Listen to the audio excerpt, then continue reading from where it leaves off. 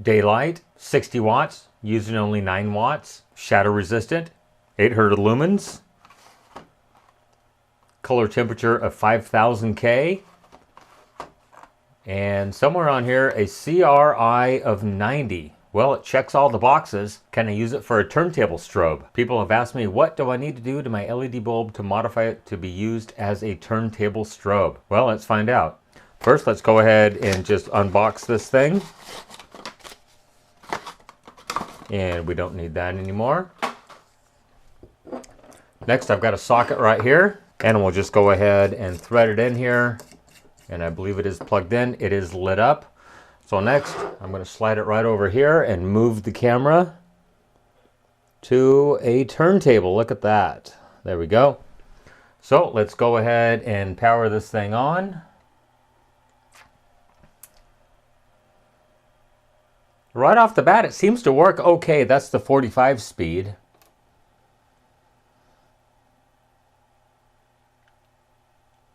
And then there is the 33 running just a bit fast. Let me go ahead and sync it up.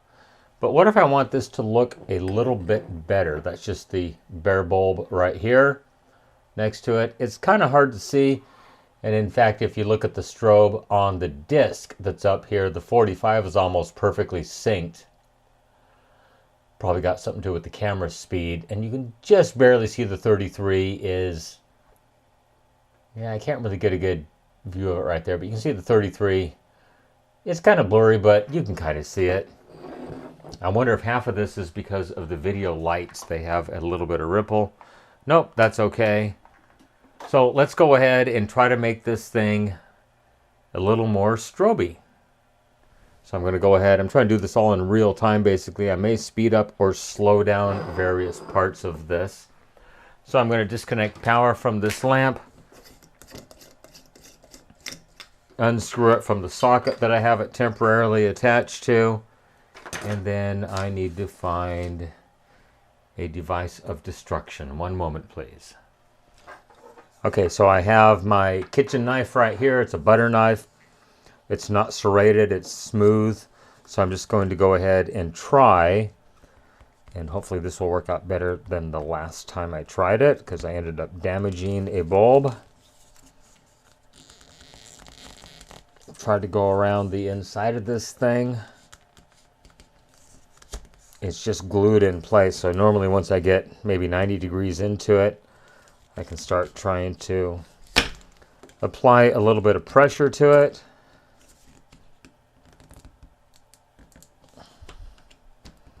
And it should begin to separate any moment, just like that. So there is the inside view of the lamp. There is not much to it whatsoever. So live comes in right here, neutral comes in right there. Those go directly to a bridge rectifier, AC on this side, negative, positive output. That goes into a smoothing capacitor that is mounted on the bottom side of the board. It does have a 564, which is a 56, which is a 560K discharge resistor. And now over here, there is a 7.5 ohm. Let me zoom in on that. Hopefully you can see it just a bit better. Okay, well that certainly is a much better zoomed in view. You can see the bridge rectifier up there on the top center of your screen. And then the filter capacitor labeled C1- and C1+ with a 560K discharge resistor to just bleed the voltage down that accumulates on that thing. And a 7.5 ohm programming resistor. That is what sets the current to the LEDs. So it's nice. There's no other components on this unit. I've tried to do this on an older board. It had a bunch of capacitors and a couple transistors.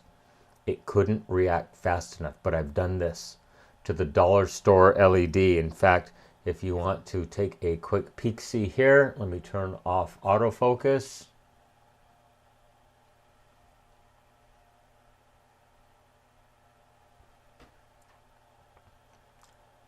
I know it's kind of big, but here are all the specs, the nomenclature on the lamp itself.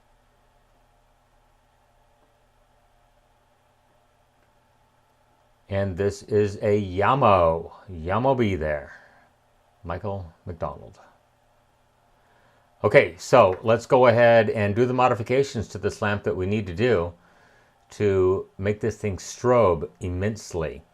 Now I did try to remove the full wave bridge rectifier and install a single diode to make a half wave rectifier, and it worked really, really good, but you could actually see the flicker with your naked eye, and I did not like that. So I'm going to destroy another dollar store LED lamp and show you how you can make this without having flicker. So the first thing, I'm going to pop this upside down, and there is the button that attaches to the center pin or the hot pin in your socket. And I am just going to try to get out of here with a nice little knife and just pry it up enough that I can get a screwdriver under it. Once I've done that, there is the single lead that is used in this unit, and I just want to go ahead and push it back and make sure it's kind of down in this hole so it'll pull out nicely when I disassemble this thing.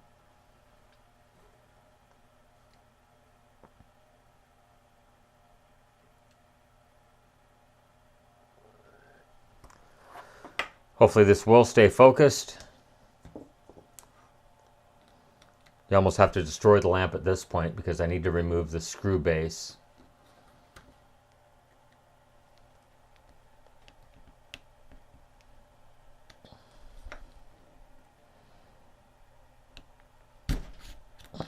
That might be too much.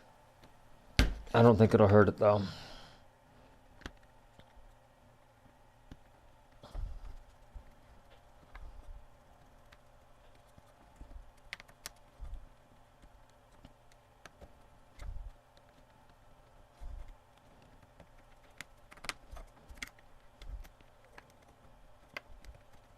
And I think we may have succeeded. So we're just going to pull that off, straighten that lead up, and now we need to go ahead, I'll have to bend these leads over, and get the circuit board out of here. I'm going to go ahead and remove the silicone RTV first, which you can do just by going around the outside here, because that's going to make removing the base or the circuit board, which is actually aluminum heatsink substrate type circuit board.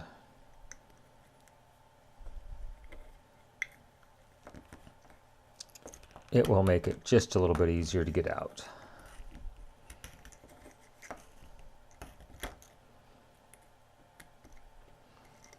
Okay, now I'm just going to go ahead and very gently pry up. And normally once you get to 2 or 3 places, it'll pop right out. There we go. And so I've got that open now, and we can expose the main filter capacitor, which is a 10 microfarad, 200 volt, 130 degrees Celsius rated capacitor, which I don't believe for a split second. So now to remove this, I'm just going to go ahead and grasp it, and I'm going to start turning it back and forth whilst I'm pulling, and you can see it's actually starting to come out, and it's been detached. That is it. That is the modification. Now there are a couple of fusible resistors in here that basically act as fuses. I wonder what the values of those resistors actually are. So let's test them real quick.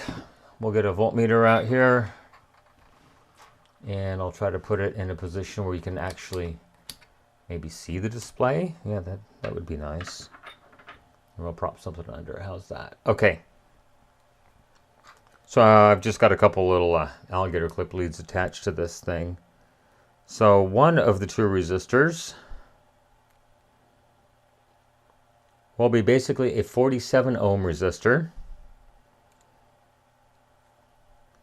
And the other one, this is the live side, is a 33 ohm resistor. They're basically just using those as fuses. So now that the filter cap is out, we can put this thing back together. Okay, so I'm ready to put this thing back together. I did go ahead and label it 60 Hertz strobe, so as no one gets it confused with a standard light bulb. Although to the naked eye, it probably wouldn't look that much different.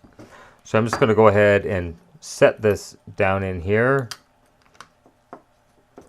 And then I can apply some pressure and hopefully get this thing to set.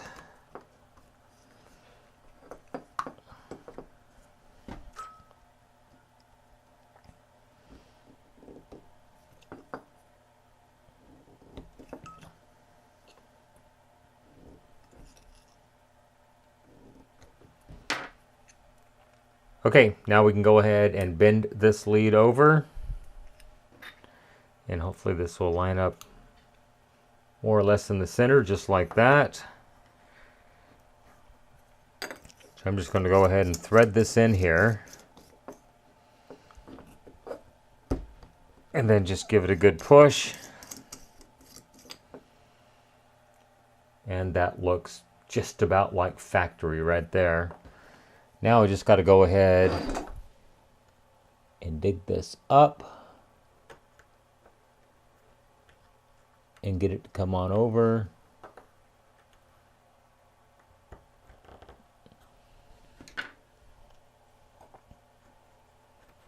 And then we put the center button back in. This thing should, hopefully that was on camera, should be ready to go. And look at that. Okay, let's pop the top back on it. If it'll stick. Yeah, it's not silicone down, but it will work. And then I will point you back over at the turntable right here. And we'll zoom out. There we go. That should be good. So I'm going to go ahead and hide the LED bulb we just made. And we'll power this thing on. Okay, here is the LED bulb up next to the turntable, and the segments are crystal clear. There's no smearing between them whatsoever. And if I bring this up,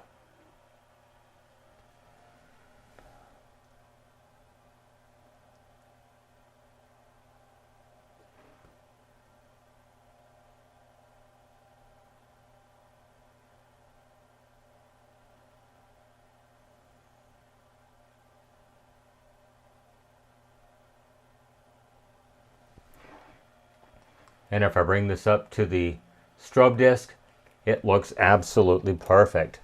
Let's put it on 45. It's running a bit fast, as you can tell from both of the strobes. I'll slow it down just a little bit. I should go ahead and adjust this, but it's probably been 30 years since I've had the cover off of this thing. That looks pretty doggone good, according to both of them. So there you go. That is how you take a dollar store LED bulb and just simply remove the filter capacitor, and you've got a nice pulsed output from this lamp to use as a turntable speed reference. Everyone, thanks for watching. Have a great day. Bye-bye. Now, I did start a video, but I didn't finish it on converting a different one where I changed the current limiting resistor in it. So let's go ahead and pop this thing open. I did damage one of the LEDs and the other one because of my carelessness, so I'm going to try to be a little more careful. Now, I don't have a spludger, but I do have a kitchen knife, and normally if you just jam it in here, there's a little snap, but mostly it's just silicone down. And it's starting to let go.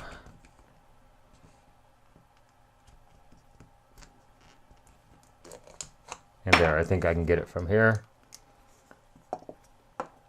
And there is the internals. Not much to see inside here whatsoever.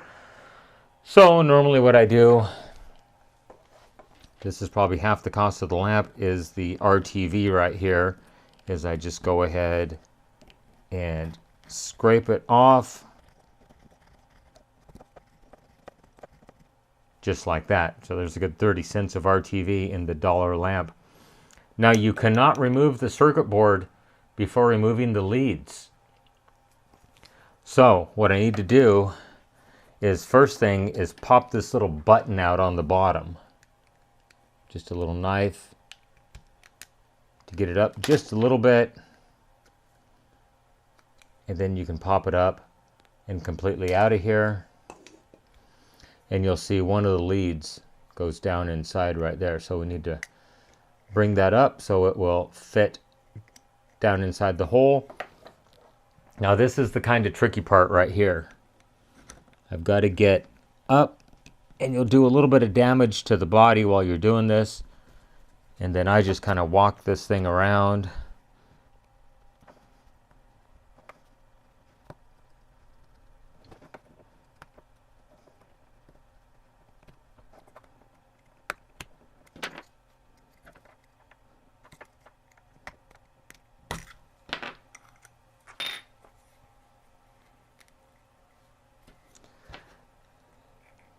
Now you can bend this lead up, and then they'll both fit down the body of the lamp. Now to get the lamp out, it's just pressed into place. And it's just a matter of gentle prise in 4 spots, and this thing will normally pop out. Kind of like that. So the first thing I want to do is remove this filter capacitor in here. So this is a 10 microfarad 200 volt rated at 130 degrees Celsius. For $1, I don't believe that, because just to purchase an automotive grade capacitor like this rated at 130 Celsius is way more than $1 from a good reputable manufacturer. And if you just grab this thing, pull and give it some twists, it'll actually pop right out of the board. So that's the first thing, filter capacitor out. Now let's put the lamp assembly back together because we're done down here. So I'm going to place this back in here. I'm going to just lightly try to push it into place.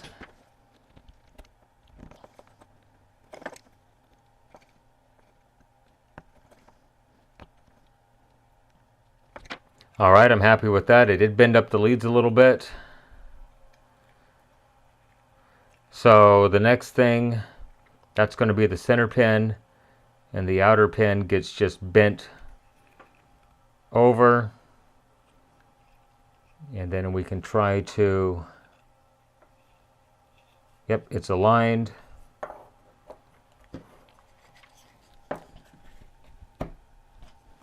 Push it back into place like that. Bend that pin back over. Put the center button back in it, and this part is ready to go.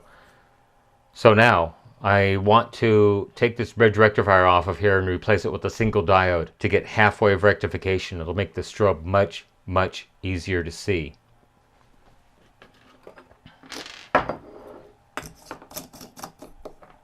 So I'm going to put it back in here, and now that it's in the base, I can actually use some force and push this board back into position. Now the lamp should run right here with no problem. I'm going to go ahead and hit the power, and it does work, but I want it to strobe, so I'm going to go ahead and remove that bridge rectifier and replace it with a single diode to get halfway of rectification. So just to show you, I'm going to put this on. We'll put it on AC volts. Hopefully you can still see it. So I've got 13.34 volts DC across one of the LEDs. And we do have about 5 volts of AC ripple across the LED. So where the filter capacitor would have gone, which is right here, I've got 54 volts of AC, and so our DC voltage right now is 115.4, so that's no filtering whatsoever. So let's go ahead and power this thing down. And these boards are so hard to work on because it's an aluminum substrate that I'm just going to clip the bridge rectifier off of here. Make sure you have it unplugged when you do this.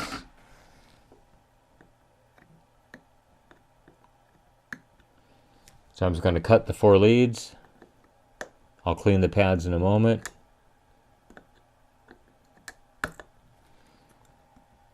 All right, bridge rectifier is off of the unit. Let me go ahead and zoom back in here. Okay, let's see if this thing is going to cooperate. Takes quite a bit of heat to get this stuff off the board here. Now, I know there's a small jumper. I don't care about it right now.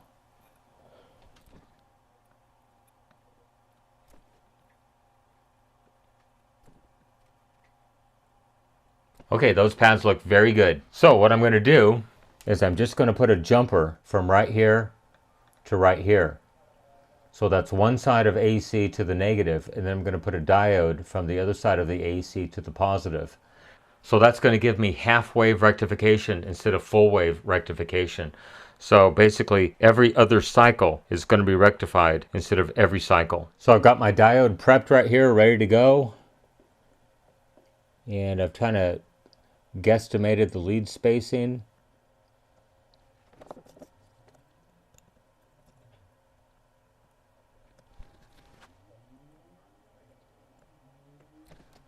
Okay, so I'm pretty happy with that.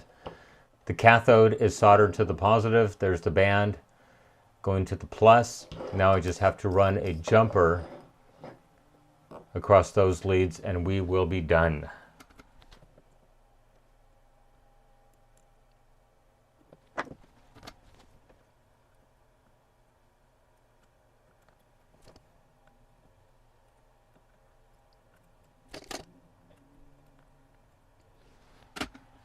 All right, I'm pretty happy with that. The bigger the glob, the better the job. Diode installed, jumper installed. I did stand it up just in case there was a trace running through the middle. I didn't look to see if there was, but let's go ahead and power this thing on and see if we can see a strobe effect in the camera possibly. All right, here we go, power on. And yes, look at that strobe effect. That's telling me that this thing is going to work excellent as a turntable strobe because the natural speed difference between the camera lens or the camera sync and the AC input, you can see there's definitely a dead band in there where there's no light being emitted whatsoever. That is going to work excellent. Well, I wish I had a turntable on the bench so I could show you how this thing would actually work, but I don't. So I'm going to clean the board with a bit of acetone and then I'm going to call it done.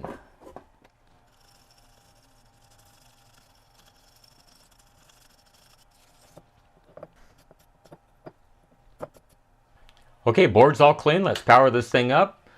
Very nice strobe effect. I think that's going to work absolutely perfectly. I hope you enjoyed the video on modifying the dollar store LED to act as a turntable strobe. Everyone have a great day. Once again, thank you so much for watching. I really do appreciate it. Bye-bye. 30, not at 120 hertz, but at 60 hertz. And so we're getting 1.3 volts AC across one of the LEDs.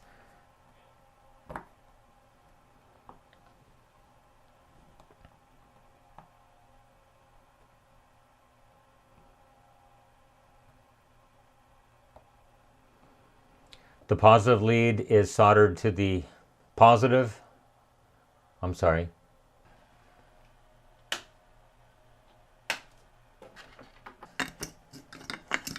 And we'll just go ahead. Really right now? Okay, that certainly is a much better zoomed in view. Let me get the exposure set correctly next. And now I'm going to bring the LED bulb close to it here. And you'll be able to certainly see the speed that it is running. There's no smear in between the segments right there. Come on, focus.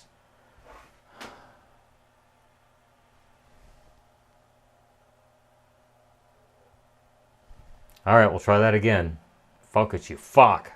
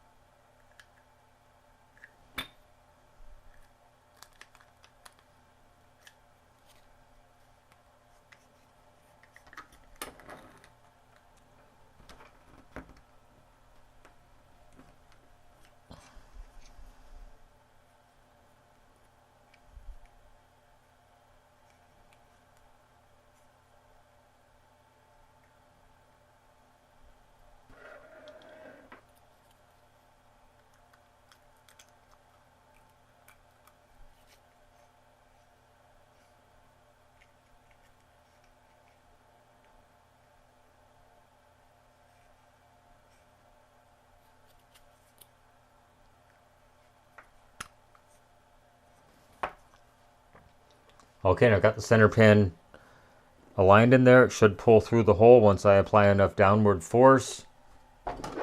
I've got a block of wood. I'm just going to set it on here and destroy it. All right, take 17. So this is a LED bulb that I purchased from the dollar store up here in Northern California for $1 before the prices went up. So I bought it last year. I bought like 50 of them. They're actually really good lamps. They have an incredible runtime. In fact, I've not had one of these things fail in probably 2.5, 3 years I've been using them. And sometimes they get used 10 or 12 hours a day. I have one outside that runs on a photocell whenever it gets dark, and it runs all night long until it gets light again. It's been working perfectly for like 1.5 years.